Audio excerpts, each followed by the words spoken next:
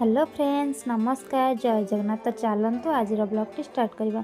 तो सका उठिकी मुझे गाधे ठाकुर पूजा सार देती आसी पखाड़ खाया पखाड़ आज राति तरकारी किसी आउ कलर चिप्स तो पेटे मुझे पखाड़ खाई आज थी मो सान भौनीर एग्जाम। तो बड़ दी नहीं छाड़ा आसला बेले किसी गिफ्ट आनिक आसते कारण दादा म्यारेज। तो यही गणेश फटोटी आनी आम घर लगेगा और दादा गोटे राधाकृष्ण गोटे फटो फ्रेमटे आनी से आनी कि ना आम कहूँ चल लगे घरे फ्रंट आगे यहाँ लगेलु से कंटा लगेदेला गणेश फटो लगेदेला कहला कि जिते जुआर जी आगे जुआर की जीव। तो ये भी लगी आमर जगन्नाथ फटो राधाकृष्ण आमती किसी सीनरी फटो। तापर मुझे पलि आसती पानी बोतल पूरवा को पानी बोतल रखीदी कारण खरा बहुत जोर होना एथर फ्रिज पानी पीवा पड़ो। तो सांग मैंने आम घर पाखे गीत बसु तो साउंड किसी शुभुव तो आडजस्ट करदे। तापर मुझे राति पलि आसती रुटी करने ये रुटी करी आम पुअर डिमांड थिला कि मो पाई दुटा परोटा कर चीनी परोटा दुटा करदेली। तापर समस्ते खाई आसी जाइलु शोइबाकू। तो सांग मैंने आज ब्लॉग टी आपण मानू केमती लगला कमेंट रे निहाती जणाइबे। तो रहिली जय जगन्नाथ।